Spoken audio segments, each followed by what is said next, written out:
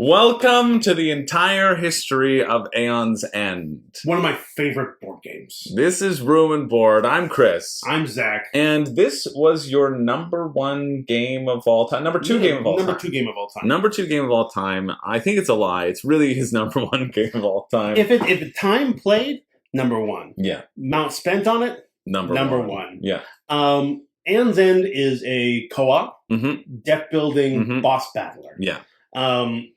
Players, up to 1 to 4 players, get together. They take control of a wizard, a breach mage, and they fight a nemesis. And you either defeat the nemesis and save Gravehold, or that game's Gravehold equivalent, or you die horribly and the city burns and everyone explodes. Yeah, Gravehold is the city that you were defending, and the whole sort of pitch of Aeon's End is that it's a game where you don't shuffle your deck. Right. Whatever you get goes into your deck, and then you just flip it over. And that really has kind of zero impact on the game, I think a cleverer person than me could manipulate their deck, but this is like a fallacy that is... Every time I play the game, I'm like, ooh, what if I don't play this? And then that'll be beside that in my deck, and then it'll always be beside... And it never works out. It never matters. It never matters. It just makes so that you kind of have balanced turns throughout. I have balanced turns, and I do just enjoy not having to shuffle. Yeah. We played a lot of Attack on Titan. Yeah. Those cards also get sort of beat up a lot. Right. Just shuffling them constantly. You don't have to shuffle them in Aeon's End. Yeah. I never really think about that as much of a selling point of the game, but it's a part of the game. But there is a lot of Aeon's End content. And so what I wanted to do is Who in their right mind? Who in their right mind would have so much of it? Yeah. Well, how many waves are there? 7. How many waves of content were there? So many. Who would purchase all of it? How many boxes of content with multiple expansions could there be? Quite a few. Quite a few. At least 16, because I know there's a number 16 on your list. But so I wanted to get Zach, who is my resident Aeon's End expert. We started together, and he eclipsed me immediately. And I wanted to get him on for this video. So what we're going to do for this video, Zach, is we're going to go through chronologically from release date. You have your notes there. I have my notes. And we're going to go through each one, and I want you to tell us a little bit. Well, we'll talk a little bit about it, but you are obviously going to be more knowledgeable about this than I am. I want to tell you a little bit about what was introduced in that set. You can give the ranking, and we'll give a breakdown of the rankings, like the list of all the rankings at the end as well, and break down what it is. And I want this to exist both as a complete history of Aeon's End.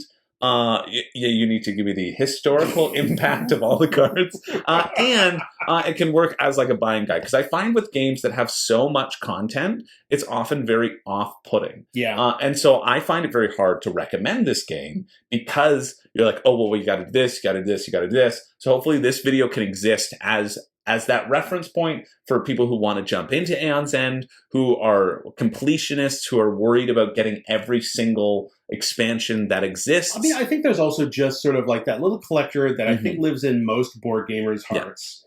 When you're looking at a game that has potentially as much content as Aeon's End does, you might be turned off getting into it at all because you don't want to get everything.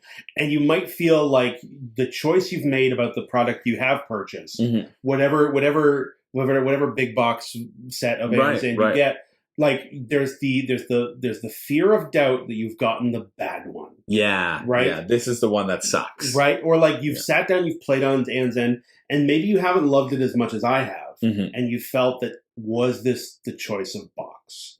I don't think. I think to preface everything, I think any one of the standalone boxes of Aeon's End is a great game. I think if you're having analysis paralysis, I'll solve it for you right now. Get whichever one you find first. Whichever one's cheaper. It will be fun. I'm going to make a list. That list, I think, has like 17 or 18 points on it, ranking them in order of maybe how valuable they are to add to your collection. But the bottom item on this list is still a great game. So, if you don't want to think about all the content you're missing, just grab an Aeon's End and stop watching now. Yeah, that's a great thing. Stop watching now, get one copy of Aeon's End, call it a day. Yeah. But we're going to start at the very beginning with the first one. I guess I'll leave this up and I'll plop the picture of it onto this box. Yeah, whenever it comes up. That's clever.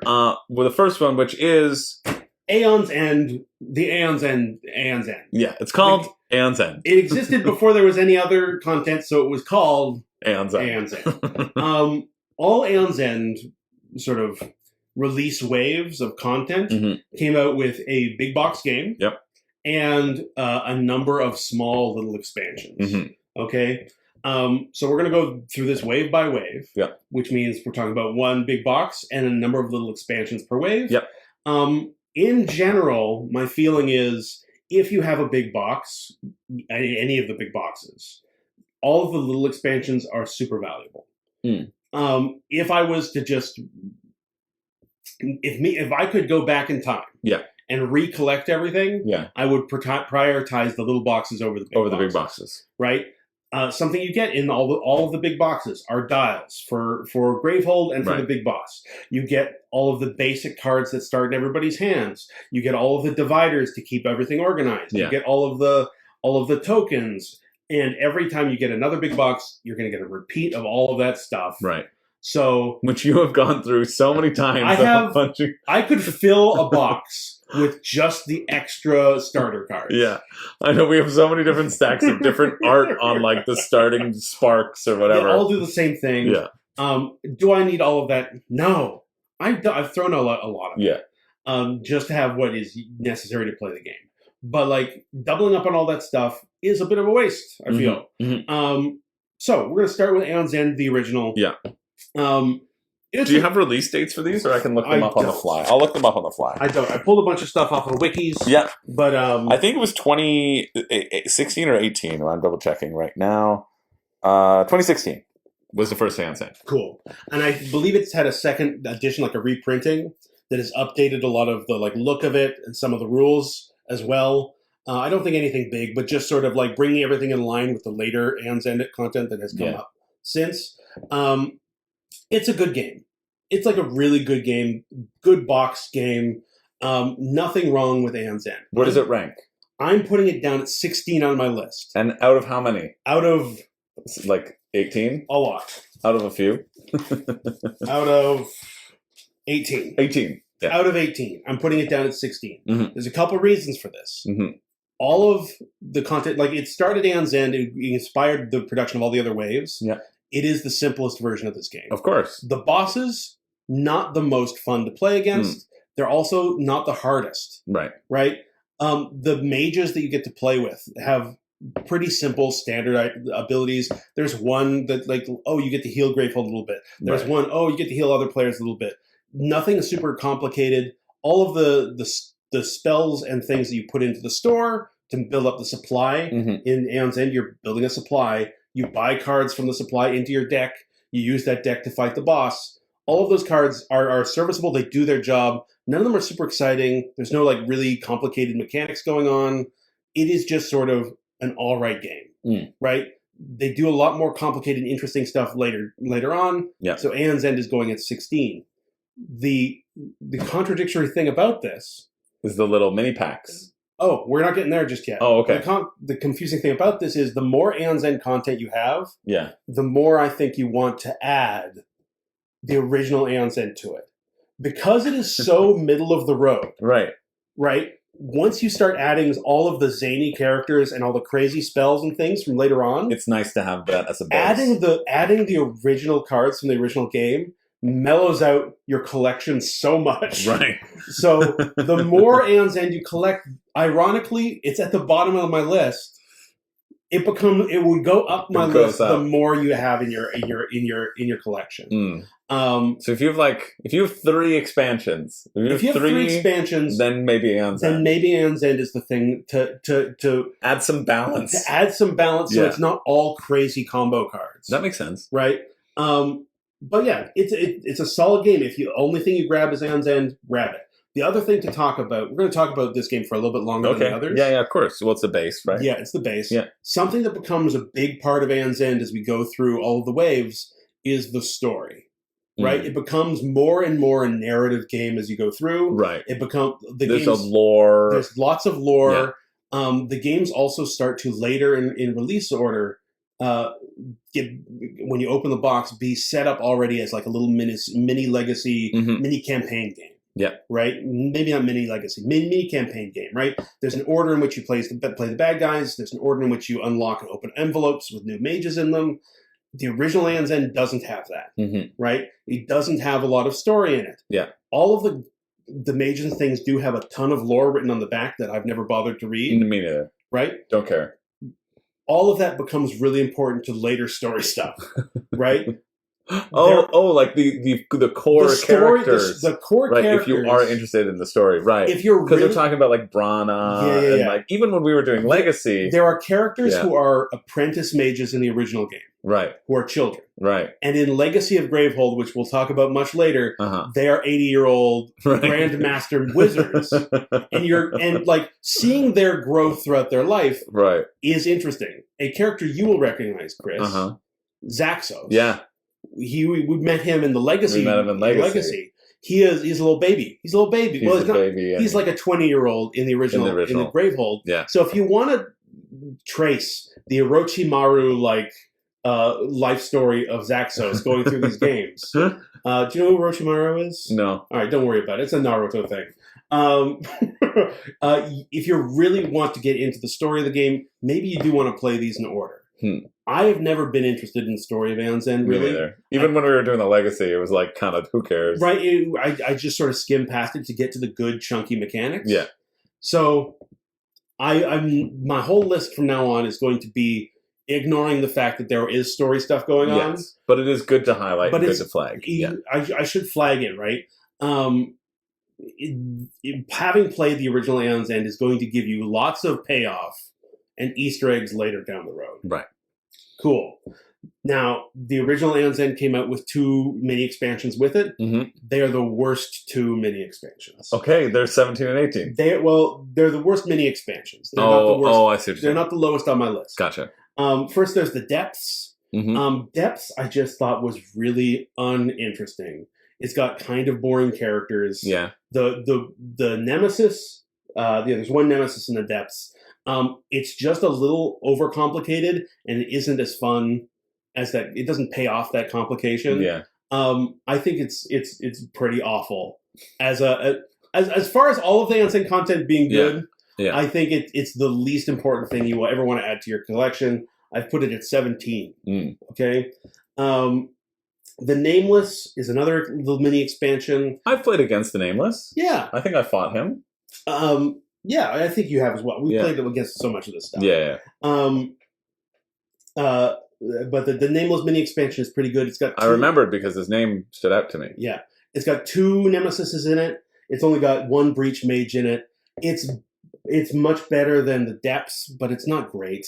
When the game first came out, the biggest complaint for Aeon's End, not enough Nemesis, big bosses to fight. It's a co-op boss battling deck builder, and it came out with I think 4 Nemesis in the main box. It's just not a whole ton of variety. What you really want is the Nemesises. These 2 first mini expansions brought out more Nemesises. I just don't think they're the best ones. Right. And they have the same sort of problems as the base game. Nothing super exciting is going on in them mechanically. That's wave 1. We go to wave 2 of Aeon's End, which is War Eternal. War Eternal is one of my favorite big boxes of Aeon's End. With the success of Aeon's End, the first, they go into Aeon's End War Eternal, and it feels like they started playing with the mechanics a lot. The mages are a lot more interesting. They have much more sort of weirder, more interesting powers. The Nemesises, the big bads you fight, so much more interesting. A lot harder than the base game. All of the content in Aeon's End War Eternal is just solid. It's just a straight up improvement on Aeon's End. The other thing about that was 2017. 2017. Yeah. No big jump there. No, just a year. Oh, okay. I think you said 2011. No, 2016. 2016, 2017. Yeah. Got you. it just feels like it had more time to cook. Also, the ranked 135 on BGG. Aeon's End is ranked 85. The other thing about War Eternal is the sort of just design of the cards is a little bit more modern. It's a little bit more clean. All of the cards and things in Aeon's End, the original, are a little muddy. Not like the printing quality is fine, but there's like a graphic design where everything's got like vines and things crawling on it. It's just busy. In War Eternal, yeah, it is War Eternal. In War Eternal, everything is just a little cleaner, and it's going to match the aesthetic of the cards that come in all the future waves. Cool.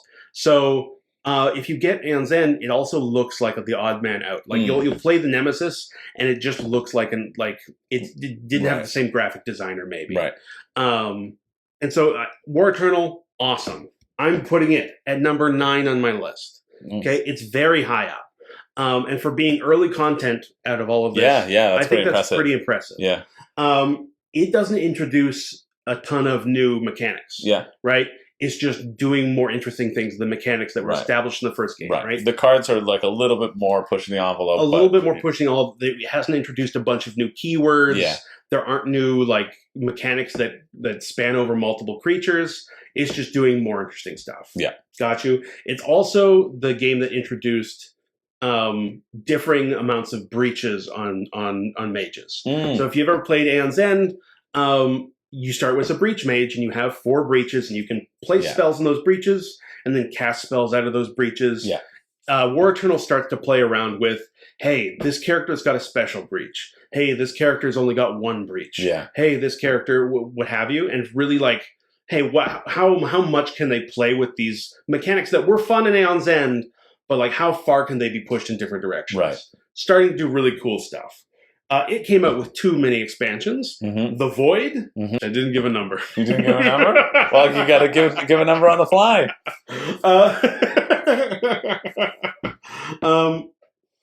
We can make it 9.5. Nah, that's okay.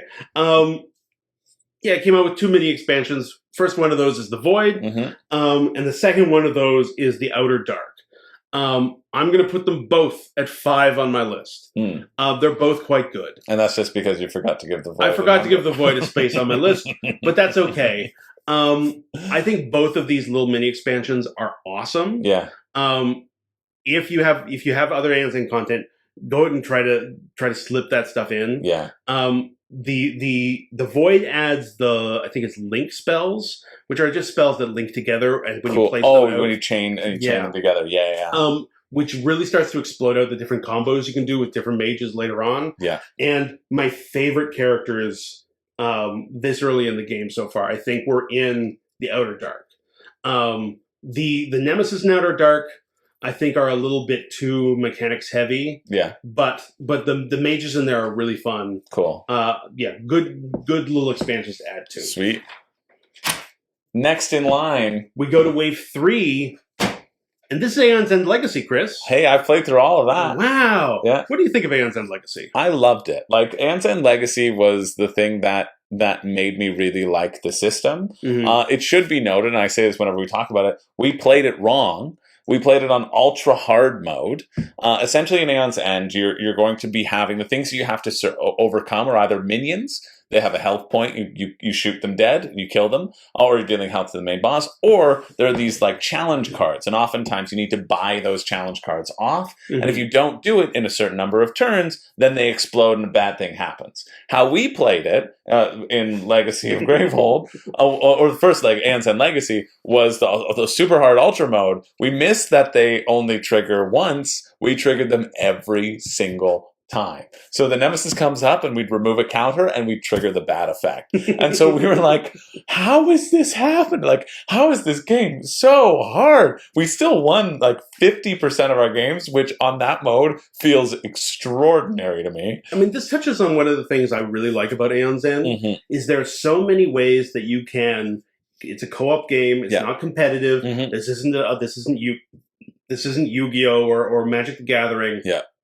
It's a cooperative deck builder. There's so many little knobs you can turn to edit the difficulty of the game. Yeah. Right? There are built-in ways to edit the difficulty game There are ways the communities have found Yeah. to make things easier or harder on you. I know there's one rule change that me and Brandon, we played a lot of Aeon's End, and we always instituted, is when a character is about to die, when the character dies, any damage they take goes onto Gravehold.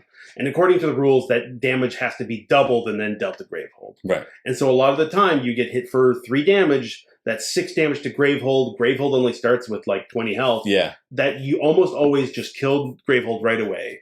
And me and Brandon, we always just said, okay, we play, when we take damage, the Gravehold gets the same damage. We're not going to double it. Right. And often, we would take the first bit of damage after he had died, still kill Gravehold. Yeah. Right? But every once in a while, it'd give us that one extra turn to try to pull it back. Right. And like, hey, it's a co-op game. You can do that if that makes the game feel better for you. Yeah. We played Legacy. Yeah. Wrong. Yeah. We played it wrong. Made it so much harder for ourselves. Yeah. Still had a boatload Still had an awesome time. And I think like that's also like a testament to the system itself being so fun to interact with, that it didn't matter that we were just getting hammered over and over. It didn't matter that like the choices of keeping the market, because in Legacy of Gravehold, in Aeon's End Legacy, you start out with a market of 9 cards, and then you get like 4 new cards, and so you can swap in certain cards, and we're like, these cards seem cool, but we will never be able to use them, right? Because we don't have time to use them. We are struggling to stay alive here. In order to play with the harder rules we were playing with, we needed to be so insanely efficient with our game. And so like we had to curate the market so effectively. We were like, nope, that's a trap. That's going to take too long. And like going back now and playing with those cards, you see, oh, there are uses for them because, you know, you have a little bit more time. But the fact that like we played incorrectly and we still had such a great time, and then we can play by the actual rules and still have such a great time, I think is a testament to how enjoyable the system is to interact with. And I personally found that Legacy was a great way to be introduced to Aeon's End, because you build all the mechanics that existed in the first 2 anyway. Like, I didn't know that you had these pulse tokens that like existed in the first couple games. I think pulse tokens were introduced in Legacy. Oh, were they introduced in Legacy? So it was like the armor on guys was introduced in Legacy. Okay. A lot. Legacy introduced a lot of new mechanics to the game. Cool. But it did so like incrementally in a way that felt really accessible, that had a really awesome build to it, and then that foundational ripple kind of happened throughout the next games, like the next heroes, etc. Lots of stuff to say about Legacy. This is the first really big narrative push from Aeon's End. I think War Eternal had a little bit. Should I stop? No. I'm looking up the year. Oh, okay. I think War Eternal had a little bit of a 2019, so 2 years after War Eternal. I think the first couple games, or the first 1 or 2 games in War Eternal, were set up for you. Like you would open up the box, you'd open up the first deck, and they would say like, "Hey, this is your starting supply for your first game ever. These are the cards you give to all the mages in your first game ever. This is the boss you fight in your first game ever. Here's the like test run." But Legacy was the first time they like did a full-on campaign style structure where you fought all the nemesises in a specific order, where you fought you unlocked mages or you unlocked things as you went along. Legacy is a lot of fun. It's really good introduction to the system, as Chris said. The narrative in it is kind of weak. Oh yeah, who cares? We didn't care whatsoever. The story was almost universally like, the guy might be bad. Is he bad? You won't know because a monster has attacked. You fight the monster and you're like, well, with the monster gone, you can start to consider whether that man was bad or not. Wait, but what is this? Another monster! Oh, you've all been exhausted and you've had to abandon your town after that last monster attack. Wait, here's the man who may or may not be the villain. He's here to talk to you for a bit. And after he's done talking, what's he pulled from his pocket? A monster! I do remember a couple of those monsters, though, to be fair. Like, it was a while ago. Like, we probably got it around 2019. Like, probably as it came out, we would have played it. And, like, I remember the one that was underground. I remember the one that was, like, more flowery, right? Like, I remember these, like, set pieces, even though the narrative, I agree, doesn't matter, didn't care. Great game to teach you Aeon's End. Lots of cards, like big value box, a ton of fun to play this with other players. Because it's a legacy game, you're adding all kinds of stickers and ripping up cards and adding cards and writing on cards. A lot of fun. Yep. Is this a game that you should start your collection with? I think if you're going to dip into Aeon's End and you don't know what else you're doing, yeah, grab Legacy. That's fine. Mm-hmm. If you're adding onto your existing collection, the question starts to get a little bit murky. Right. Because a lot of the cards in the Aeon's End Legacy box aren't really usable outside of the Legacy. Yeah, agreed. Right? I rarely use the heroes, right? I don't want to use them. We never use the heroes. Because, like, you've built these excellent, really cool heroes throughout the game, but they're also covered with, like, stickers and handwriting, and half of the mechanics aren't used outside of the campaign. So if you want to use them in just a regular game, you're only really trying to look at half the card. Yeah. But, like, you know, the whole card is covered with Brandon's handwriting, and it feels, especially as someone who owns the game and introduces Aeon's End to people all the time, it feels bad to hand someone a card covered with stickers and handwriting, and then hand someone else like a beautifully well-designed character that has an interesting mechanic on it. Yeah. It's tough. Also, a lot of the cards that, like the cards in the store, the cards that the Nemesis uses, a lot of the stuff at the end of a Legacy game, you can't play with it, or you don't want to play with it mixed into your other content. Right. So what I did was like, hey, like the end of the rule book, it says like these are the cards you pull out, and that this is how you use them to play standard Aeon's End. But almost half of the box of cards I end up just throwing away because I'm like, I'm not going to store them. Yeah. We're not going to use them again. I'm not going to replay Legacy. Yeah. I'm going to go on to play Aeon's End. Yeah. It's a dubious value statement if you're going in saying I'm going to collect a bunch of Aeon's End. Do you grab Legacy? If you're learning the game, yeah, maybe you do because it's a good introduction to the system. But I also think too, and I think we'll get into it like a little bit sooner, probably immediately. I think in terms of order, the one that I'm talking about might be coming up next. But I think like back when Legacy was around, and like it was just those 3 waves, I was like, yeah, do that for your Aeon's End experience. Now, a lot of the new things introduce mini campaigns, which I think scratch that Legacy itch, scratch that introduction of new elements in a way that I don't find Legacy to be as integral as a starting point as I might have otherwise put forward a little while ago. Right. Here's another complication of this Legacy discussion. It introduced a ton of mechanics that were not brought back in any other copy of Aeon's End. If you like pulse tokens, Chris, just in Aeon's End Legacy. Oh, right. If you like the little armor, so in Aeon's End Legacy, there was a bunch of creatures, and they would get these little shield tokens placed on them. And a shield, if you hit it with 50 damage, it would just remove the shield. If you hit it with 1 damage, remove the shield. So it was an interesting way, sort of modifier on the little minions that would appear, right? You needed to plink off the shields in order to actually deal with them, but you couldn't use big spells on it, or you wouldn't want to waste big spells on it. That's a really fun mechanic. I've mixed all my Legacy stuff into all my other content. It comes up all the time. It always ends up being really interesting in gameplay. You're only going to get that stuff in the Legacy box. So, maybe you do want Legacy. Where does it come in on your list, Zach? It comes in at 13. I've put it fairly low. Yeah. I'm trying to think of this list as hey, you want to collect Aeon's End. Yeah. What is your priority statement here? That feels like a great place for it, even having had a really great time with it. Yeah. I'm really struggling over this placement with Legacy because it is a great time. It is a mixed bag of how much of it is useful in a larger Aeon's End collection. Right. Talking about one of the best additions to an Aeon's End collection, Buried Secrets. It's a mini expansion, came out at the same time as Aeon's End Legacy. It introduces a lot of the mechanics I love in Aeon's End Legacy. The shield tokens, the pulse tokens. Right. So if you want to add that flavor that Aeon's End Legacy brought to the system, grab Buried Secrets. Here's the thing. Buried Secrets does not have any mages. It does not have any nemesis. No bosses. It's just a little mini expansion about bringing a ton of the buried secrets. The buried secrets that are in the mechanics Legacy, that were buried in Legacy, right? And bringing them into the greater game.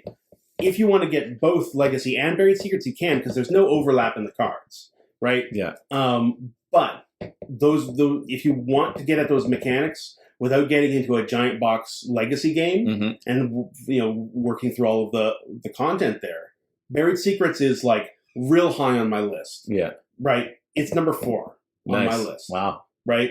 I love so many of the mechanics Legacy introduced. Yeah. A lot of it is represented in Buried Secrets. Yeah. Cool.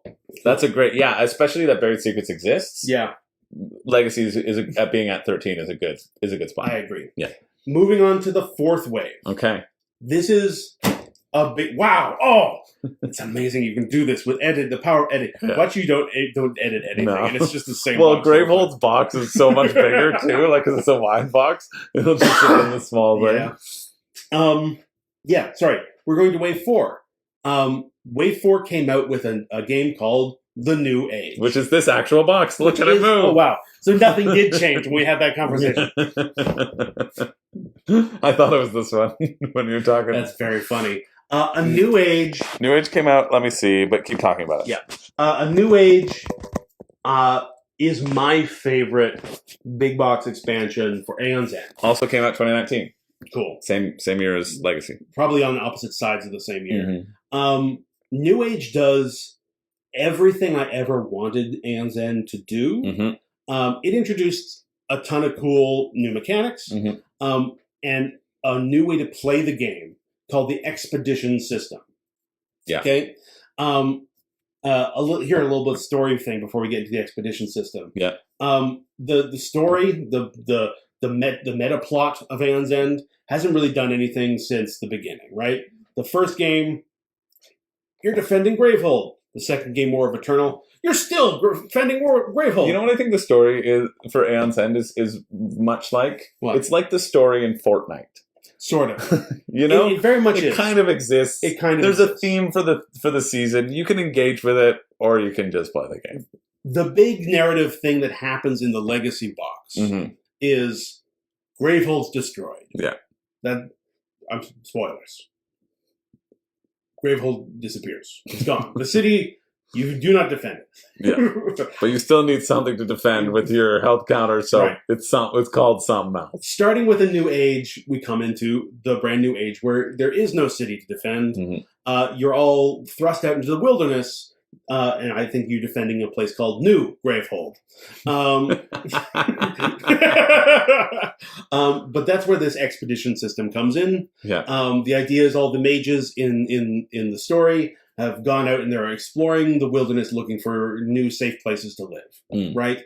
That's sort of the thematic thing that's going on here. Mechanically, what it does is the expedition system gives you a way to randomize all the content for Aeon's End you have, shuffle up, get a random starting store, get 4 random nemesises based on whatever content you have, fight them in order, and you get treasures and other upgrades as you fight those in order. Yeah. And basically what it does is it creates a little mini campaign experience out of whatever Aeon's End content that you have. Yeah. Right? You get a little bit of progression that feels a lot like the progression from Legacy, but instead of sticking stickers of things, you're just using cards. It feels so much cleaner and more straightforward. I love the expedition system because I also have so much Aeon's End content. The expedition system lets you shuffle it all together and use it all together. And it creates endless campaigns. Endless little mini campaigns. Yeah. One of the reasons I love New Age. Another reason to love New Age is because it introduces the expedition system. It comes with all of the randomizers necessary to use all of the content before the New Age. If you want to use the original Aeon's End, it didn't have the expedition system. Right. This has the randomizers for those mages in that game. You want to use War Eternal, it's got the randomizers for all of the baddies in that. Yeah. You want to use Legacy, it's got all the randomizers for all the stuff in that. Right? So once you've gotten a New Age, you've both unlocked the expedition system, which I think that's the way I mostly play the game now. Yeah. It also unlocks your ability to use the expedition system for all the content that came out before. Yeah. And all the content that comes out after New Age comes with the expedition system built in. Right. So, yeah. right, this is a great bridge. Like it's between It's a new age. Mm-hmm. It connects all the older content to all of the newer content in a really accessible, slick way. Absolutely, aptly named. Yeah. It's a great system. Yeah. Besides the expedition content, which I think is awesome. It comes, you open the box, it's already set up in a mini campaign using all of the content just in this box. Yep. So play through that. Hey, you want someone to play through a co-op campaign game with you, grab New Age. It's already set up as a campaign. When you're done, you can play mini campaigns using the expedition system. Hey, you want to add to it, grab any content from New Age, Aeon's End after that. It's just good. Yeah. But you're saying, this must be number one. This is number one. Yeah. This is number one for me. Yeah. I was going to get to that in a second because also the mages that come in this box are some of my favorite and most exciting. Cool. They're not the most powerful and they're not the most complicated, but the ability of the mages... I'm glad this is the one I have. I know. The ability of the mages in this box to synergize with other content is like really... It's there, right? Which I think, I don't know if that's on purpose or if that's by accident, but this being positioned where it is, where it connects the old and the new stuff, and also all of the mages in it just synergize with everything you want to synergize with them, is just good. Yeah. Also, hey, it's a boss battle. The bosses in Aeon's End and New Age are some of my favorites. The big boss, I think it's Lord Arachnaros, this giant, like, sorcerer spider, is one of my favorite bosses to fight ever. They're fighting right now, the bosses out here. Some cats are going at it. Lord Arachnaros. Lord Arachnaros. Just a big spider guy who's a lot of fun to play. He's a complicated big bad. Yeah. But unlike some of the previous content, which had complicated nemesises, which were not the most fun to play, they've really figured it out by this game. Cool. It's cooking. This game is great. It also adds a bunch of my favorite keywords to this game. It adds link. It adds echo. It's New Age is, if you want to get in... It's only ranked 317. It's ranked lower than everything else. This is so silly. On Board Game Geek. This is so silly. They're fools. Things have stolen his prestige. His New Age's prestige. New Age is I think, if you're going to get into Aeon's End, grab New Age. Yeah. It tells you a little bit about the story coming up to now. So if you want to get into the story of Aeon's End, everything after this point is about these expeditions. If you want good mechanics, they're there. You want a good boss battler, it's there. You want to add other content to it, this is your like Rosetta Stone for doing that. Fantastic expansion, or a wave of content. Nice. It came out with 3 mini expansions. Oh, did I say this was number 1? Yeah. And then New Age is number 1 on my list. Yeah. Right? It came out with 3 mini expansions. None of them are super important to me, really. They're all solid. They all have really interesting bosses, really decent mages. Yeah. Nothing like was blowing me out of the water there. Yeah. All 3 of them do add new content for the expedition system specifically. Right? Okay, cool. So if you're getting really into Aeon's End, you're playing a lot of the expedition mode, and you're like, I need some more of these upgrade cards to get between expeditions as you're leveling up. And what were their names of the stuff? Sorry. Yes, we'll go through those. Shattered Dreams. It mostly has a really good Nemesis battle in it. Other than that, nothing super stands out to me. The Ancients has some pretty interesting mages. The Nemesis in there is not the most fun. Yeah. It's fine. Yeah. Into the Wild, pretty solid all around. Adds the most to the expedition mode, I feel. But all 3 of those, just solid games, or solid expansions. Yeah. Not like, they're not must-have anything, but if you're getting really into the expedition system, they're probably really valuable. That makes sense. It makes sense. Like, I'm seeing the theme of it supporting whatever new thing, right? Like, it's mini versions of that thing. Right. And the new thing on the market this time is the expedition. Something I love about the little mini expansions so much is if you just have 1 box of content and you grab 1 or 2 mini expansions with each wave, you've added the flavor, everything that expansion brought. Right. has been added to your collection without you needing to do what I've done, which is get like 5 boxes to hold it all. Yeah, it's a good thing Legacy and Gravehold came in such a wide extended box. I've or used Aeons and Legacy, the first one. Yeah. Well, both of them came in a big box, and I filled both of them. Yeah. So if you don't want to be like me, maybe grab just a couple mini expansions. Anyway, we move on. What were those numbers? Yeah. Shattered Dreams, the one with the bat nemesis that's so fun to play against. He really hurts your economy. It's a lot of fun. I put him at 10. Nice. The Ancients, I put at 6. And Into the Wild, I put at 11. Cool. Mostly because that has so much. It's so focused on the expedition system specifically. Right. It depends. If that's not what you're going for, it's going to give you a lot less bang for your buck. Right. Yeah.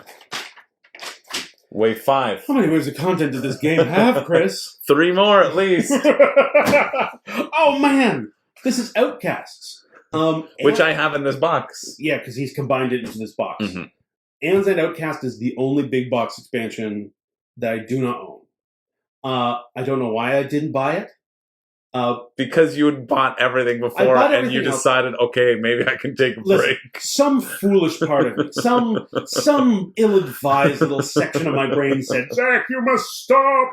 Pull yourself from the lip. Come back to your senses. But, that was a foolish part of my brain. I should go and get Outcasts.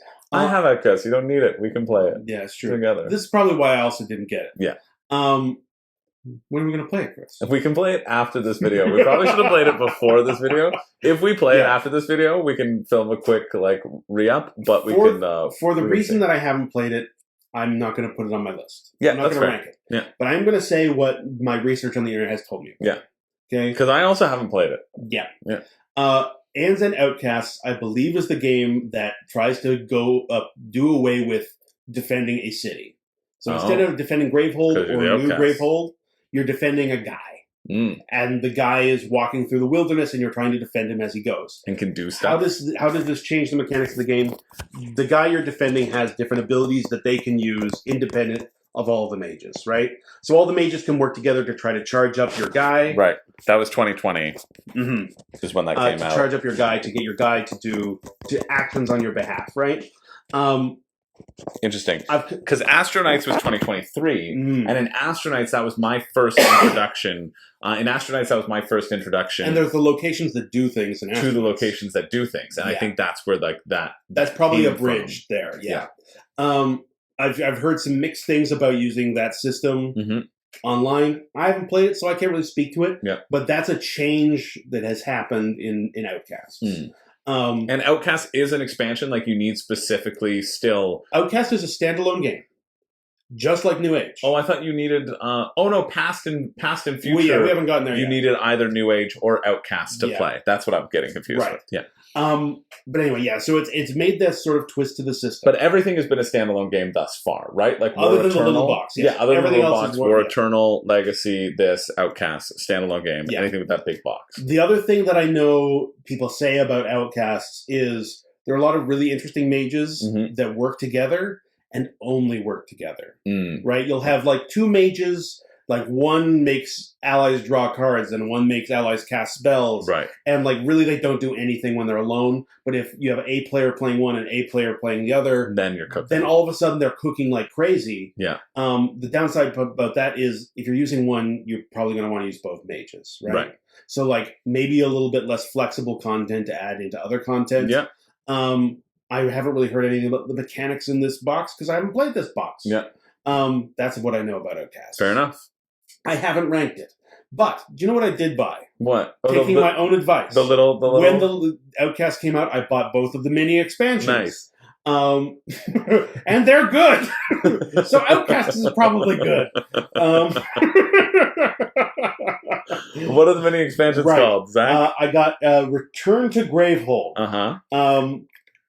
It's got 2 Breach Mages in it. It's got 2 Nemesis in it. It's got a bunch of supply cards. It's got treasures in it. So when you're playing the expedition mode, to add on to the every time you beat a nemesis and move on to, like you beat a level 1 nemesis, you go into level 2 nemesis, everyone adds a treasure to their starting hands. Yeah. You beat a level 2, move to level 3, you add some treasures, right? So that expansion, Return to Gravehold, boosts up expeditions. Cool. I love expeditions. I put it at 7 on my list. Got you. It makes the mode of the game that I like the most better. Cool. Okay. That's pretty good. 7's pretty good. 7 out of 18, right? I agree. Yeah. A lot of the mini expansion content is very high on my list. Of course, for the reasons that we already talked about. Yeah. Southern Village, I think, is a lot less interesting. I put it down at 14. I just don't like the mages and the nemesis in there as much as others. Do you get additional location or location abilities? No, the only I don't think that's a thing that has that caught on mechanically. I think that's only shows up in Outcasts. And astronauts. And astronauts. Yeah. Right? The name of the guy you're following around in Outcasts, I believe, is Zaxos. Oh, wow. See, I don't care about the story, but I know Zaxos, so maybe I do care about the story. Yeah, maybe you do. So, like, you can sort of see, like, hey, Zaxos is in the first game. Mm-hmm. Zaxos is a main character in the Legacy. Zaxos is the town you're defending. Yeah. In New Age. There's a story that goes through these. It does kind of get me excited to see the story. Like, it is fun seeing that through line, right? Like it's like a book series. Yeah, you see these characters grow in like an epic fantasy adventure. That's kind of what this is. It's kind of neat. Yeah, it is kind of neat. We move on from wave 5. Mm-hmm. We go to what's this? Chris, I can't. The box is it's in my way because it's so huge. Because we're talking about Legacy of Gravehold. This is the second Legacy set in Aeon's End. Mm-hmm. Holy bahookie. There's so much content in Legacy of Gravehold. It's absurd. It's a big box. It's a huge box. It's packed full of stuff. Do you think it feels like, because it's about this size, right? But it's just deeper and thicker, isn't it? Like the Legacy of Gravehold? Yeah, but like it would be like this square size, but it would be like pretty deep. It is as long as the other Legacy game. No, yeah, really, and almost it's like a half again as thick. Wow, it is huge. That box is enormous. Yeah, if you want like value for money, Legacy of Gravehold is the way to go. Is absurd. There are some reasons I'm going to put it all the way down at 18 on my list. Wow, this came out 2021. Okay. Legacy of Gravehold. Because you played through this entire campaign as well. Entire campaign. You did that with Brandon? Just Brandon. Yeah. So we did Aeon and Legacy as a 4-player, and then you did that as a 2-player, which is a nice counterbalance experience. Interesting. I think Aeon's End, just side note, I think it works best as a 2-player game. I agree with that. Whether you're two-handing it so that each player has 2 mages, or whether you're two-handing it so each player only has 1 mage, you can do it both ways. Yeah. I think that's just more fun. I think you get more time playing the game as 2 players. Yeah. With 4 players, there's quite a bit of downtime, and there's quite a bit of sort of synergizing everyone's turn together. Like, what are you going to do exactly? Because if you're going to heal it, I've got to hurt it. But I don't want to hurt it, so please hurt it so I can heal it. Yeah. So there's a lot of that kind of conversation happens in a 4-player game. And in a 4-player game, too, so how the turn structure works in Aeon's End is, if you haven't played, there are 6 cards. There are 6 turn cards. 2 of these cards will always be the Nemesis cards, so the boss will always act twice in a round, and then the other cards will be given to the players. In a 4-player game, you each get 1 card. Yeah. So if you're two-handing with 2 mages, that's how you would play. You would assign each mage like IB character 3 and 4. Yep. But in a 2-player game, you get 2 cards. Each. So I would get to activate twice alongside the Nemesis, which means that like you get to construct your deck so much more. Yeah. And it's so much more satisfying than not. In a 3-player game, there's a wild one, and that wild rotates, and it rotates like equally. So it would start at 1, 2, 3, and it would go around. So the one person would get a double turn every time around. But for that reason, that's why I like it at 2 as well. Yeah. It is interesting as a 1-player game as well. I've tried it a couple times as 1-player. I'm not a big 1-player game player. Yeah. You get so much. It's interesting because you get 1 character. If you have 1 mage, you got so many turns to develop that character's deck. It's like feels really powerful by the end. Yeah. But because you only have 1 character, everything is shooting you in the face. Right.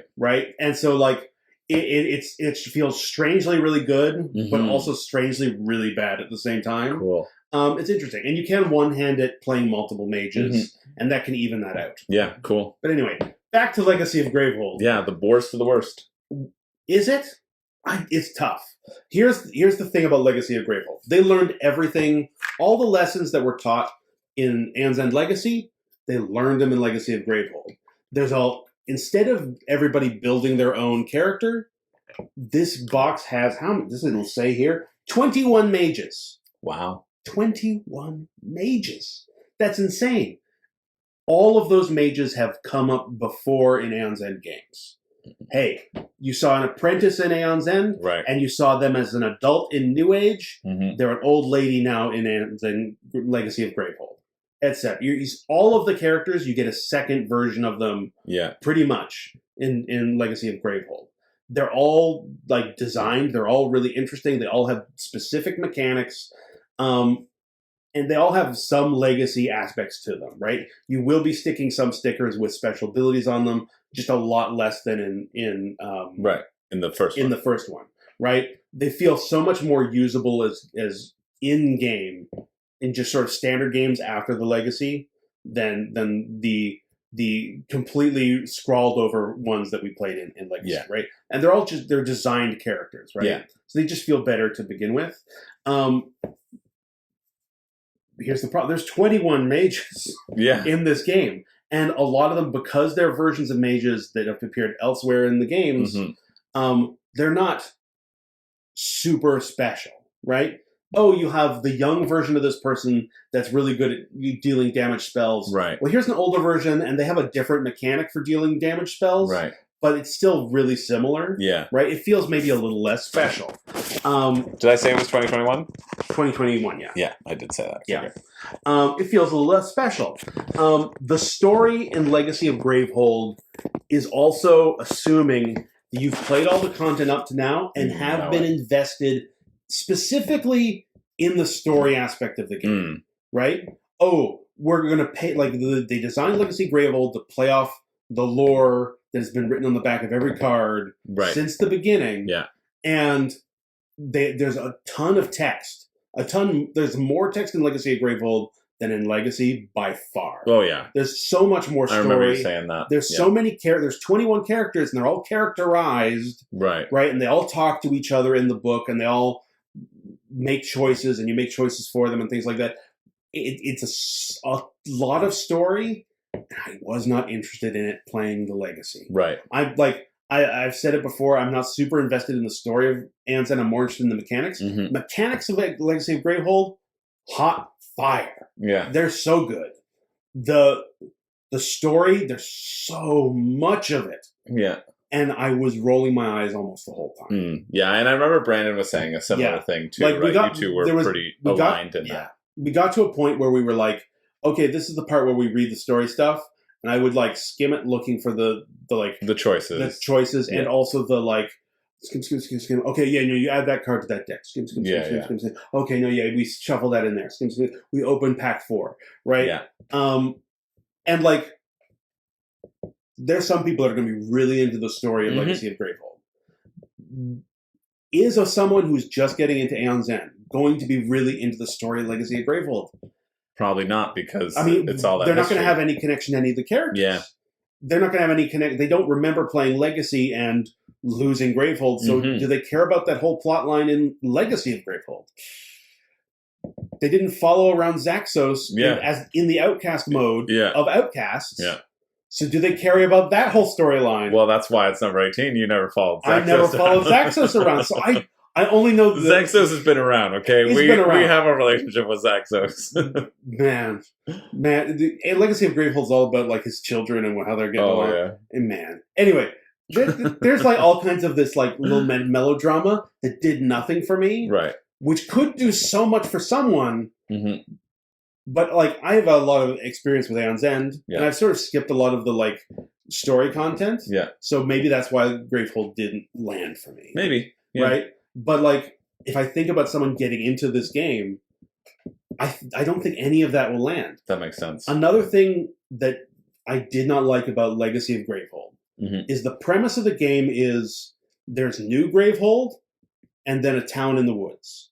And you at the start, you either say, are you going to be playing as a town in the woods or Gravehold? And you pick one, and then it says, great. They're going to war.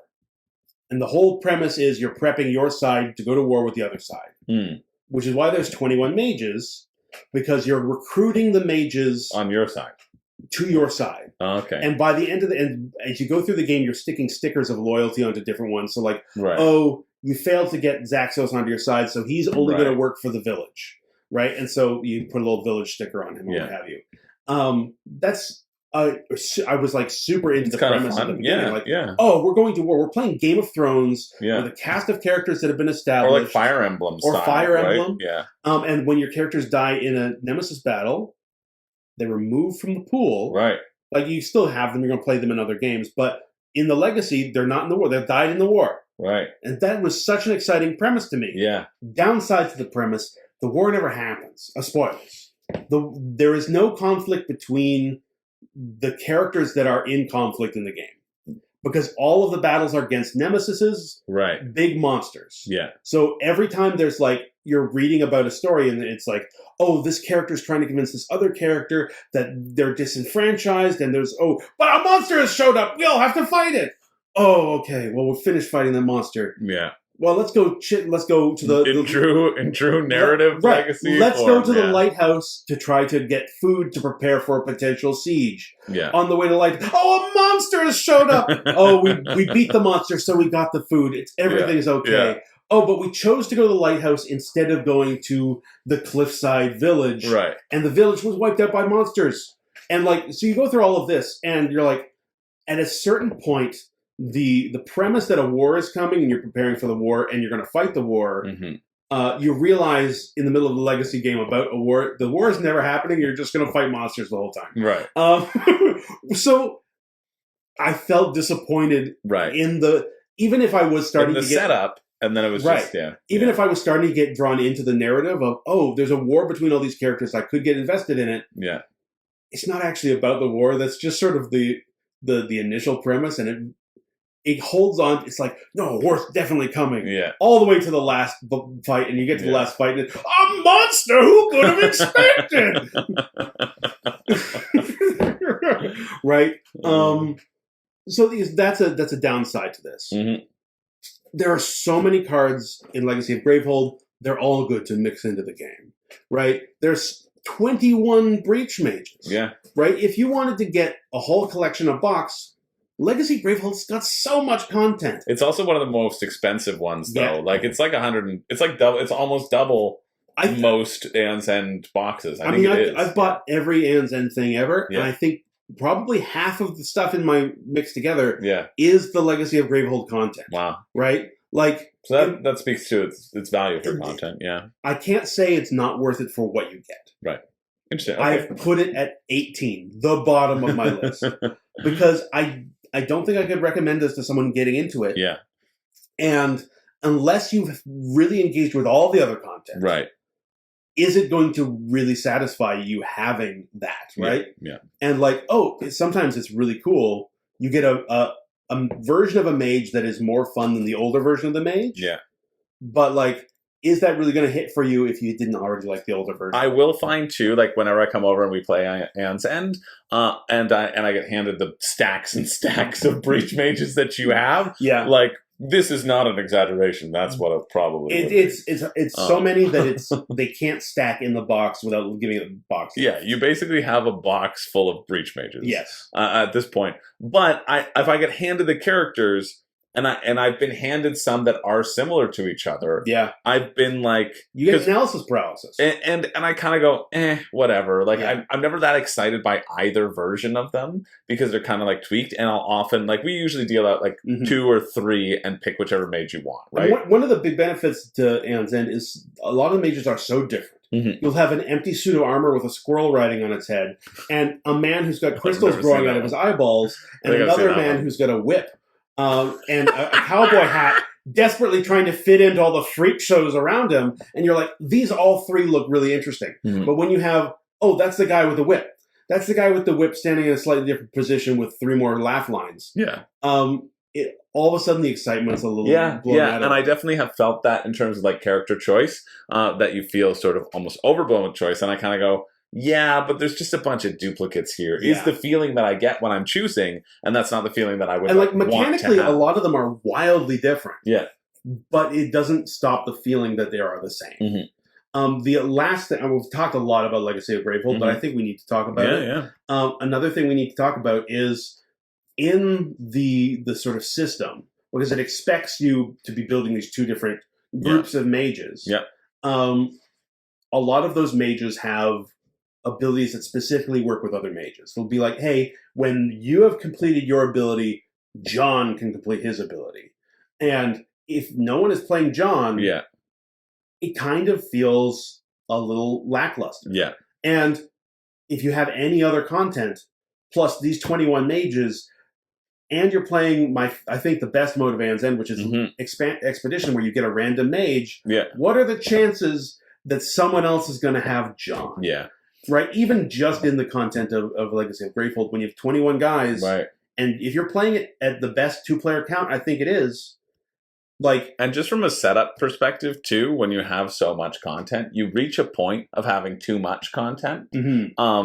I'm sorry to tell you this. I'm buying Outcasts now. I've done this list. I'm gonna keep going. I know. Oh, but when you do, like, even just like the sorting through and getting the setup, right? The more content you have, the more that setup is going to be like laborious. And where do you hit the point of diminishing returns? Yeah. I think this could potentially be that. Yeah.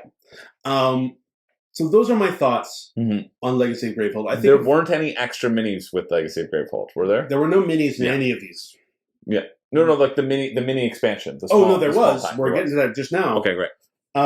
Legacy of Gravehold, I'll remind you, I put it at the bottom of the list at 18. It came out with a mini expansion called The Ruins. I'm putting it at 3. Why? Because it's full. It has, again, it's an expansion that has no Breach Mage. Right. It has like Buried Secrets. Why would you need more Breach Mages? You've got 21. You've got 21, yeah. It comes with no Nemesis, no bosses. Because Legacy of Gravehold comes with 11 bosses. All of them are excellent, by the way. Legacy of Gravehold, I'm so divided on that boss. I don't know how I can ever recommend it to anyone, but it's so good. Right. All of the fights in it are so excellent. Anyway. Well, I think that also goes back to the premise of this list, is that Aeon's End is great. Yeah. Even 18 is not like you shouldn't play it. It's for the right people, but I think it's also in terms of adding content, Aeon's End Legacy is like, hey, you've played everything. This is the New Year's celebration of you having played everything. Right? And so Which is why it should be added. It should be at 18. Yeah. But anyway, I'm putting The Ruins at number 3 because it does what Buried Secrets does. Great. It says, hey, you like these mechanics and things that were introduced in the Legacy box, but don't want the Legacy box. Here are take these 20 sets of supply cards. Wow. Right? Just mix them into your store. That's great. You're going to get all of the flavor, all of the new rules and mechanics that were brought in by this massive box. You don't need the 21 mages. You don't need the 11 nemesises. Yeah. Here's the flavor of that, if that's what you want. I put it all the way up at 3. I think it's really good. I think most of the people who were playing Aeon's End, when they get their single box, whatever box that is, the thing they mostly are going to want are more bosses to fight, because those change the game the most and are most exciting. But I've put these 2 little mini expansions that came out with the Legacies that just come with a ton of content to add to the store. Right? Because I think while people might want the Nemesises, I think the value of those 2 mini boxes are so. I think the static market plays such a huge role. A huge role in terms of, because you only have 9 cards to build a deck from every game. Yeah. Right? That's what Astronauts is different, is that it has this rotating market essentially. But in this, you just have 9 cards, and that is the structure on which you will face all of your people. Yeah. It's really interesting. Yeah. I did some reading around online in preparation for this video, but it seems like a lot of people play Aeon's End in a way that's diametrically opposed to the way I play Aeon's End, where a lot of the threads and things online on forums or on Reddit will be talking about, like, okay, I'm going to fight this boss, so I've been thinking for a couple of days about which supply cards I want to bring, and they look at their collection, or they look at the cards in the box, right? And they design a store, and they're like, this is the store I think that will help me beat this boss, and they go and fight the boss, right? I have always played Aeon's End, put random shit in the store, and see how far you can get with it. Yeah. Right? Which is why I like the expedition mode so much. Yeah. Because you get a random store of cards, and every time you beat a nemesis, you get to change that store a little bit, but don't get to fully rewrite it. Yeah. And so you get the feeling of like play it as it lies, try to figure out how to play with it.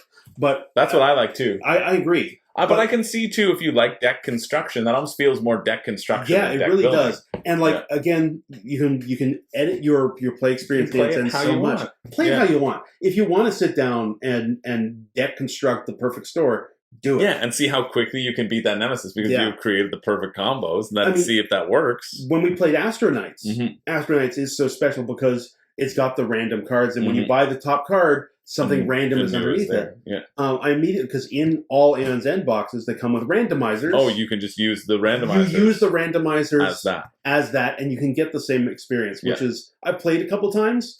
Probably not the optimal way to play Aeon's End. Right. You can play it that way. You can. Yeah. Anyway, that's what I'm basically saying about that. We're done talking about Wave 6. And we're on to Wave 7. There's a Wave 7! Oh, gosh! You know what this game is? Past and Future. Past and Future. Yeah. Past and Future is special out of all of the Aeon's End big box content. In that it does not stand alone. You need something else to play it. You need Outcasts or the New Age. Or New Age. I think you could probably play it with any... it's just because it is heavily focused on the expedition mode, system. And so that's why they want to make sure you have things that have the expedition system in it. You could probably mix the content into any other Aeon's End content you have, but I believe it is built off of its own little mini expeditions. But anyway, we did an unboxing for this a while ago. We did, yeah. And that was 2023. I promised you that I was going to keep all the stuff in the box and play it as a campaign. Yeah. I lied. I mixed it into all of my other stuff, and I've been playing its content in expedition modes when it randomly pops up. Right. So, hey, it did some really cool story things about the past and the future of Gravehold in the far future and the far back. I didn't look at any of the story stuff. I've been playing the mechanics of the game. Well, you're not getting my Outcast now. I know. No, I mean, we'll just play it together. No, I want to have New Age and I want to have Outcasts. I feel like that's enough Aeon's End for me to have in my collection. I think those two are particularly go together. Especially having access to your entire collection whenever I want. This is fine because I do want some Aeon's End presents on my own shelf. Yeah, very cool. Past and Future is very good. They're basically two little expeditions. One follows some mages in the far future. One follows some mages in the past. They are some of the most complicated mages I think Aeon's End has ever done. That makes sense. This is not a standalone. This is an expansion. You need to have familiarity with the system, and this is Wave 7. It's Wave 7. Come on. Like, they're either going to do something with the mechanics or they're going to repeat themselves, and they're doing some stuff. They take some swings, and I think mostly they hit in Past and Future. It seems, though, Zach, so in Past and Future there were 2 waves as well, right? There were 2 mini expansions? There was 2 mini expansions. Yeah, what were they called? They were called Origins and Evolution. One from the past and one from the future. I think you maybe love Past and Future because we haven't seen a number 2 yet. And I'm betting that Past and Future is my number 2. Yeah. Cool. Right. Well, I think specifically because all the big box expansions come with a lot of content, but a lot of repeated content. Right. And this doesn't. This is the first big expansion. That doesn't have all of the starter cards and the dials and the whatever. Let's say you take my advice and grab number 1. You go and grab New Age. Yeah. You want to add some content. Hey, this is a big box expansion. Comes with some of the coolest mages you can get. Some of the coolest bad guys you can get. Yeah. Doesn't repeat any of your content. Right? Doesn't give you extra tokens or anything like that. It's just so good. It's got 6 nemesises in it. Wow. Yeah. Right? We put this in context. I talked so much about how much content is in Legacy of Gravehold. It had 11 nemesises. One of them was the big bad that you probably never want to fight again. Yeah. This this expansion, which is in a smaller box than this, in front of us, you probably put the actual box there. It's got 6. That's wild. That is wild. It's got 10 mages in it, half as many as Legacy of Gravehold. Yeah. That's really good. It's so good. Yeah. Like, you want to talk value for money? You break your foot trying to push Legacy Gravehold out of the way, but once you've done it, you've got past and future sitting there, and it's just worth. Yeah. Right? It comes with the mini. It boosts the expeditions. Yeah. Hey, that's the mode I like the most. Mm-hmm. Like what can I say beyond that? It's just solid. It's my number 2. Cool. We go to its 2 mini expansions, Past and Future Origins. It comes with the swap mechanic. Both of the mini expansions for Past and Future add a complicated mechanic that's going to involve the develop and the swap. The swap means you're going to have a separate deck of cards, separate from your store, where you'll have a card that you can swap out for that card. So, like, you'll have... Oh, yeah, because that's the Phoenix... the Phoenix expansion. Hero. Yeah, so the one I can think of off the top of my head, there's a card that lets you draw in pebbles, and then once you've drawn in pebbles, you get to swap it for a card that lets you spit out the pebbles. Right. And once you've spit out the pebbles, you swap it. It's a little complicated for storage, right? Oh, right. You want to add the swap card, you need to find both cards in your collection. Yeah. It's just a little clunky. Yeah. But like here, they're running out of design space for Aeon's End. It is something that you would see very frequently in a digital card game. Yes. Because it's very easy to modify those cards, but then when you do it in a physical space, it is less. Yeah. Yeah. It reminds me of some like collectible card games and things like that. They'll introduce like a mechanic that's like really interesting and powerful, but also kind of like annoying, and everybody remembers it as like, remember when we all had to collect woods or whatever? Thank God the game's moved past that. But right, the swap mechanic is just a little clunky. It does some really fun, cool things. I love to throw pebbles at people. That's one of my favorite spells. But every time I get that in my store... That's why you showed up today and just threw pebbles at me up my stairs. But every time that shows up in my randomly generated store, I have to go looking through for this card that I have to swap for. And that's just a little annoying. Yeah. The develop is another thing. You can pay the develop cost to set a card aside, and then you can purchase it for a lesser cost from the develop section. It feels just, again... it's an interesting mechanic. It works in some interesting ways. It feels just clunky to me. So I haven't put these 2 mini expansions quite as high up. But again, we're late game Aeon's End here at this point in wave 7. Yeah. If you want those chunky, complicated mechanics, they're here. And their work and they're fun. They're just a little clunky. Yeah. So I put Origins at 8. And I put Evolution at 12 because I don't really like the develop mechanic a whole lot. And also the Breach Mage is a lot less exciting in that one too. That brings us, oh my goodness, to Wave 8. That's true. I was just looking it up. Which doesn't exist yet. It hasn't been delivered. It's getting delivered soon though. Did you back it? I didn't back it. Okay. I think once again, my better angel managed to blind me to its existence until it was too late to back. Yeah. But I guarantee you, I will at the very least get the mini expansions that come out with What was it called? It's called... I was trying to look it up right now. The Descent. Aeon's End, The Descent? The Descent. And here's where we come full circle, Chris. This was on GameFound. Right. I remember looking at this. The Descent. I was like, it's more Aeon's End. The Descent is set before all the other content. It's set before Aeon's End, when the people descended down and found Gravehold and founded it in their cavern underground. So it brings the story right back around to the end. We did Past and Future just now, and now we're seeing the origins of the whole story. It's another standalone expansion. And I'm sure we're going to get it's Wave 8. We're going to get an 8th version of Zaxos in this one. Yeah. And he almost certainly will be a literal baby, right? He's going to be actual baby Zaxos. Yeah.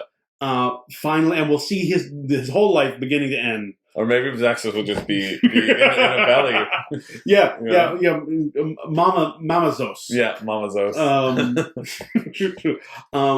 I only have the highest hopes for that game. Well, here's a question, yeah. Zach. Do you think you like this game so much because you are such a prominent feature in it, Zach? So I never even thought. It starts with a Z or an X. It does start with an X, yeah. I don't really have anything to say about the last wave. Oh, I forgot. It's right here. Oh! Other than, hey, it's probably exciting for people who are really into the story. It's probably, because it's back in the first 2 games where they didn't really do a lot of story content. Now there's a game set back there that is going to have all the same story content as newer content. Maybe that'll fill in the beginning of the story to get a more rounded picture. I don't know. Yeah. I'm just sort of optimistic about it. But that's my giant list of all of the... I'm bringing it back to the thing that I have. Yeah, very good. Chris. Let's do a I feel like I've just been talking at you for 2 hours. Zach, it hasn't been 2 hours. Are there questions you have? Are there feelings you have? Honestly, I don't have a single question. I think you covered all of my questions, and I think this will be one of my top 10 favorite videos on the channel out of the 500 videos that we have here so far. Yeah. I think it is. I think this is the most valuable resource out there. And I think if any of you who are watching don't think so, you can go eat a clump of dirt. That's how I feel. I feel like you've covered such a wide span. And there is not a person alive who I know who has played more or enjoys this system more than you. And so I think we are speaking with somebody who is passionate about the system and has considered this so significantly. And so this has been awesome to feel because I've gotten to witness little bits, right? But when we were talking about doing this, I was like, well, I won't have that much to add because I don't know what has been in what, right? You've gone through the process of unboxing and considering and before mixing it all in, seeing what it adds and what it doesn't. Yeah. And so I really appreciate you. Right. And you all better drop in the comments. Thanks, Zach. Drop it right now for this great, awesome complete history of Aeon's End. I think I will also say, caveat to all of this, almost since the beginning. He's never played this game. It's just too great. I made it all up. No, almost since the beginning, I have mixed all the content I've gotten together as I've gotten it. So, do I have a very clear idea of what any of these games look like alone? No. Right. No, I've only seen them mixed together. Right. Basically, right? I think a couple of them I played a game or two before I mixed it all in. But anything I've gotten since probably after New Age, I've just chucked it into the box. Yeah. Right? So, hey, there's some stuff I've seen an outsized number of times. There's some things I might have made a gut choice and said, that's just a middling expansion. And someone out there is saying, the best mages in there. Well, to that person, I'm going to come and I'm going to fight you. I'm going to push you. I'm going to push you into your own breach. Right. I think, all that said, it is a co-op boss battler.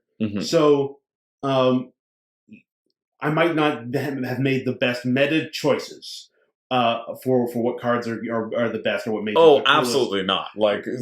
Zach plays every game erratically, chaotically. That's why he's so much fun to play games with. Right. But so you will opt for the chaotic choice and to see how things mash together. Yeah. I almost guarantee you more than anybody else out there, you will have mashed these things together in weird ways. Yeah. And so we're seeing the results of that. Which, if you have a large collection, you're gonna do that. I would assume. I think that's the excitement that comes to me from all this content. Yeah. I think the fear. Oh, if I had all this content and I was afraid of it touching it, if I didn't want my broccoli to touch my steak on my plate, I think that'd be a little strange. But I know that there are people out there who feel that way. Well, because of the synergy with each of the mages, right? I can also see that you do get a very sort of slapdash way.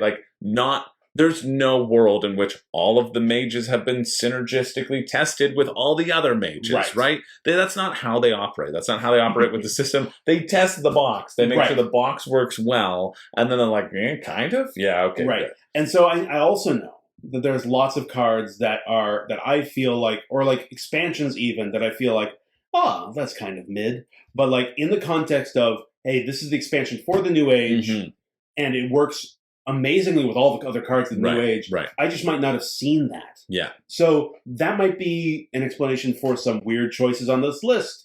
But that being said, let's run it down one more time. Number one thing I think you should buy if you're getting an Aeon's End, get a New Age. Yeah. It opens up all the doors. Next thing I think you should get, if you're not following for story, Past and Future, because it's got so much content, and it's all great content. Assuming you got the New Age, which it's compatible with. Then a bunch of mini expansions I think are super valuable. The Ruins, Buried Secrets, The Outer Dark, The Ancients, Return to Gravehold, Origins. All of those fire. Nice. Then we go to War Eternal. This is our second big box. This is a great list. This is a really good order, Zach. I think I agree. Just listening. I thought about this quite a bit. I know. I told you. I asked. We talked about this like 2 months ago, and now we're finally filming it. This is the only second standalone game on this list so far. War Eternal, and that's at number. This is at number 9. Right. So after you get all that other stuff, this is the next thing, because I think this is just a really solid game. Yeah. Number 10, we're beginning another streak of little expansions. Shattered Dreams, Into the Wild, Evolution. I believe most of those are ones that really boost the expedition system. Then we go to Aeon's End Legacy. It's down here at 13. We've already talked why. I think everything above it is more exciting to add to a collection on the spur of the moment. For sure. Then we go Southern Village, The Nameless. Too many expansions I think are not great. Yeah. Then we go Aeon's End, the original, for all the reasons we already discussed. Then The Depths, which I think is an awful little expansion. And then at the very bottom, Legacy of Gravehold, the big expansion, or big game. Depending on the person, this goes maybe a lot higher, but I think we talked a lot about why I put it at the bottom. Yeah. I think that's a fantastic list. Like, I see all of your reasonings. It feels very comprehensive. Say thank you, Zach, in the comments. Do it now. And yeah, like thanks. This has been really exciting. Yeah. Like, I'm glad. Really exciting to like hang out. I was worried I was just going to be babbling here. No, absolutely not. No, like I've been genuinely like very interested and knowing the differences, and I really feel this is like such a comprehensive video, like so good. So thanks for doing it. No problem. I don't really have much else to say in terms of like and subscribe to this guy's account. To add to my thoughts, like I really like the system. Zach likes it more than me. Yeah. But I still like really enjoy the game. And I think it's a testament to the game that there have been so many expansions and so much content that works in a pretty decently synergistically way. As we've gone through. I think it going back to even the original game, which has like a different graphic design, like despite the cards looking a little off, it's a co-op game. Doesn't matter if you can tell which cards came from which edition. Yeah. The mechanics work. Like they haven't changed the car that much since they put it out the production line. Right. Because the car drives and it drives well. Yeah. Right? You're just talking about, hey, do you want an AM or an FM radio? Yeah. Hey, electric or gas? Yeah. Do you? Luckily, my radios are all AM, and that's how I'm gonna stay in this modern world. Anyway, that's it. Drop your own experiences down below with what you've picked up, but I guarantee you're more of an idiot than Zach is. So if you didn't like anything in here, if you got nothing else to go say, suck an egg. Go suck an egg. Yeah. I'm Chris George. I'm Zach. I don't have a catchphrase. I'm gonna lose my voice. But apparently I'm just mean. That's how I feel. I just feel mean. It's since we talked about War of the Ring, it's why I still feel mean. These videos could come up months apart, Chris. Yeah, they're going to be separate. I got to edit them together and add some stuff and whatever. I got a plan. Right. Anyway, thanks everybody for being here. I hope you found that helpful and enjoyable. I know I certainly did. Cool. So, yeah, thanks, Zach. Yeah. Let's make a fun thumbnail photo.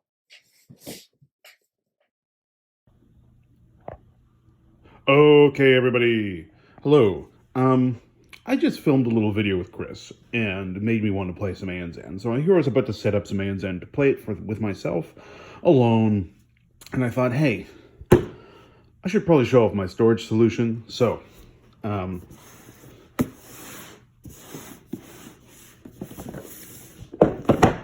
this is the box for Aeon's End Legacy, the first one. It's a pretty big box. And as I was saying to Chris in the video, the Aeon's End Legacy Gravehold box is bigger, just very slightly bigger. I have all of the Aeon's End content except for Outcasts, and I've squeezed it into these two boxes and that box. I could probably fit that box into this one, but just for cleanliness, I've divided them into these three boxes. Yeah, so here, let me show you. Let's get the lid off of this. Okay. Cool. Whoa, so many cards, so crazy. What is, you say? These are all of the store cards, right? So it's a deck builder game. You build a store out of 9 cards. Each of those 9 cards has about 7 cards in a stack. These are all of the store cards from everything except for Outcasts. It's pretty full. It almost fills the entire box.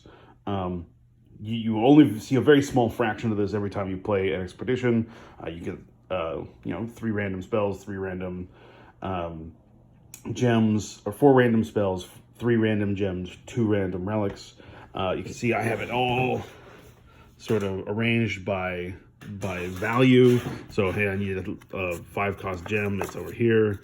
5-cost spells, 4-cost spells, etc. At the end here, I've put all of the bosses. This stack, as deep as the entire box, they're all nemesises. They're all bad guys to fight. Does anyone need that many? Absolutely not. Yeah, so I'm about to play a game of Aeon's End. This is the box that usually gets pulled out first to build the store. Now, gotta take the lid off this one too. This one, a little bit more organized. These are all of the cards for every of those bosses in this box. Gotcha. So every boss has a little deck of cards, and then there's some basic cards that you shuffle together to make the full Nemesis deck. So hey, I'll use these randomizer cards here to figure out which boss I'm fighting next, whether it's level 1 or level 2 or it goes up to 4. Then I pull their cards from this box. I pull their map from that box, and that's what I'm playing with. These are all the tokens I need in this little handy case. I think that's pretty slick. I built this insert for a slightly different purpose, but it still works. This is where I put my saved game. If I'm playing an expedition, right, there'll be a boss we're currently going to fight next. There'll be the store of cards. There'll be the mages we're playing with. They all fit in this square perfectly. Sometimes I'll put them in that bag just to keep it all together. These are just odds and ends. They're breaches. They're randomizer cards. There's dials. There's some of that stuff over here as well, because I have duplicates of everything. Yeah, but this box gets a lot less use than that box because I put all the cards I use here, and this is only really to set up the Nemesis. Then we go over here to this little box. all of this was in this box, right? So all of these things in bags. It takes up a lot more space because it's in bags, but what I've done is I've taken every mage and I've put them in their little baggie with their own cards, so I don't need to look for anyone's cards. If there are multiple, can I find an example? Right, so hey, Zaxos, he's in every version of the game almost. I've put every version of Zaxos in the Zaxos bag. So if someone's playing a game with someone and they randomly grab one of these bags, you can't see what's in them anyway, you find out, oh, I'm playing Zaxos, then you pick which version of Zaxos you're going to play. I used to have, like I said, none of this was in bags. It was all in this section of this compartment. It all fit. It was tight. And then I also had to I had an organizer for all of the cards for every mage. But that just meant for a lot of sort of upkeep when you're playing the game. Or you had to go look for cards every time someone picked a mage. So I did this little thing with this box. I think it works pretty well. It doesn't quite fully close. 1 second. Right, it's got some box lift because the bags take up space. If I could find smaller Ziploc bags, I would be able to get it closed, but I don't really care that it's up an inch. Anyway, yeah, 3 pretty big boxes, absolutely stuffed with cards. Like, there's not a whole lot of wiggle room for me to add more stuff here. When the new Aeon's End comes in, and I'm going to have to shuffle that into all of this, I might have to redesign my insert. You know what, I've gone and I've ordered Aeon's End Outcasts after our talk with Chris, because I must have a complete collection. That's probably also going to give me a crisis of faith and make me redesign this. But, you know, to end things off, hey, if you are going to collect a lot of Aeon's End, a really useful thing about the Legacy games, no matter what your thoughts are on the Legacy games, the boxes are really useful to store everything. Zach out.